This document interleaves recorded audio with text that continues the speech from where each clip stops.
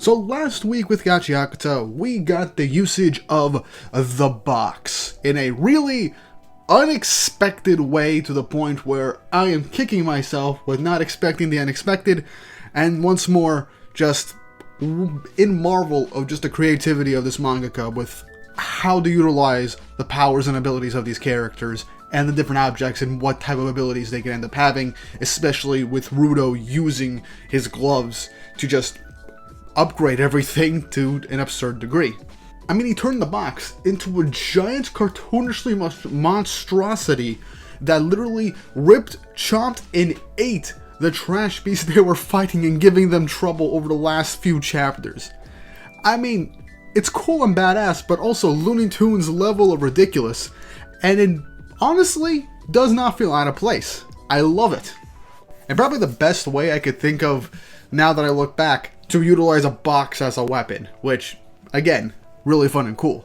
But this chapter was also big, as it gave us some really good information as well, some nice reveals, as well as some really gorgeous double page spreads. Like, I think the artwork in this chapter, especially the double page spreads, is probably the much better than the last two chapters in my opinion.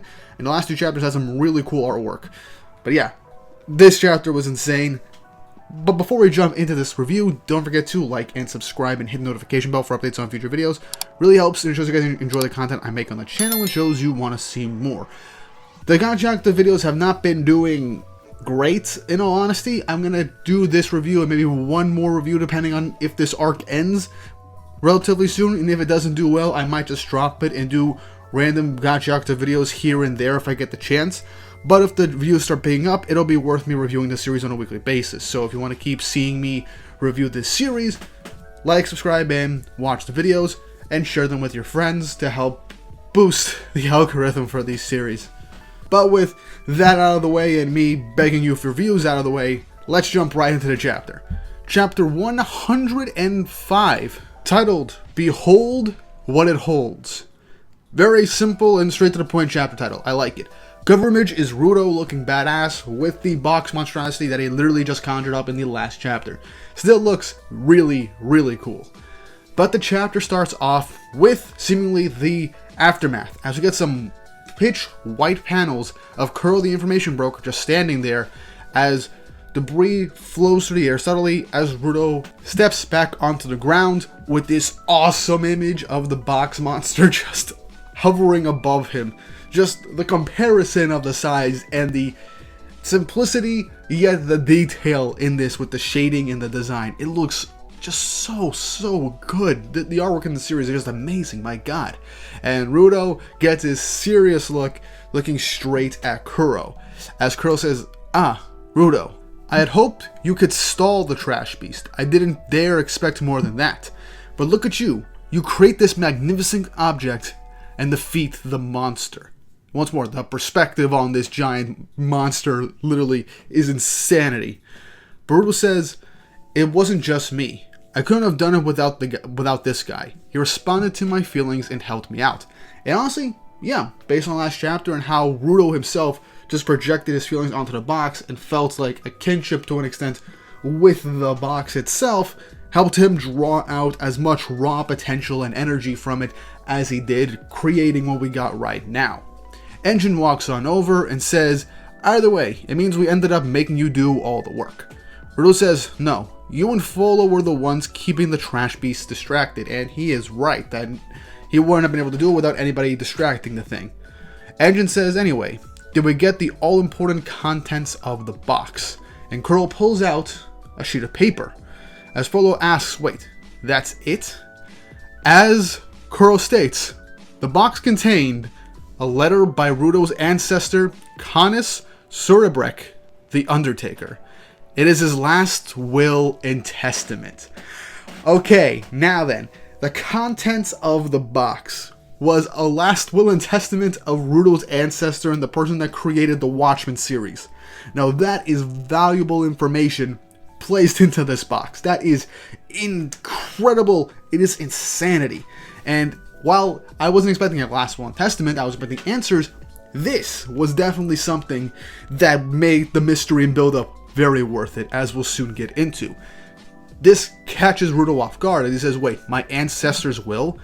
And Kuro hands the will to Rudo, as Rudo opens it, and we see this hyper focus on this letter that was written by his ancestor, as we see a message, a part of it scribbled out that we won't be able to understand, as we then begin to read the letter with the consecutive pages, as it goes on stating, I couldn't do it. I couldn't stop the humans. All I could manage was to bury them. As we had some raw sketches of what seems to be Rudo's ancestor in despair and just desperation writing down his will. Continuing on, stating, my dear children, your father has to go to break this chain. So please, as the next part of the message is completely scribbled out, with the last words being, live happy lives. Now, before I move on to the rest of this chapter, this one little instance really catches my interest because Rudo's ancestor stated I couldn't stop it, I couldn't stop the humans, I couldn't do it, and that he had to bury them. That was all he can manage to do. What does that mean? Well, my whole thing is that Rudo's ancestor perhaps created the sphere, the literal heaven that is hovering over their heads with the tribesfolk and the people that are in high status up in the sky that have been throwing trash down here. And what Rudo's ancestor did was essentially separate that group of people and into the rest of the world, essentially quote unquote burying humanity in this trashscape perhaps. That might be it. And it might also imply that Rudo might not be entirely human, or for all we know, there's something else going on in this world, and for all we know, it could have to do with the mysterious being that we saw at chapter 1 and during that whole conflict with the raiders about the border between the sphere and the abyss. Heck, my personal theory is that somehow, someway, that giant monster that we saw only a glimpse of is somehow Rudo's ancestor as a consequence of whatever he did. And stating that your father has to go to break this chain, that is another mystery to really consider. I don't know what exactly this could mean. Let me know in the comment section down below how you interpret this letter and will, to see what this could potentially mean for the future of the story, what it's alluding to, because this is another big thing in Revelation that just adds more mystery to this entire series. But moving on to the chapter, Rudo is asking what happened. But Kuro says, thank you, Rudo. I'm glad you came to the ground. All this, we're getting a perspective shot of somebody from behind a tree, looking at Kuro from behind. I can tell this based off of not only what happens later in the chapter, but also with how this is being drawn. Rudo says, who are you? And Enjin asks, wait a minute, tell me, information broker, how could you tell from that letter that it was written by Rudo's ancestor in the first place? And Kuro says, dear child, I know because the bottom of the box was engraved with Canis' logo.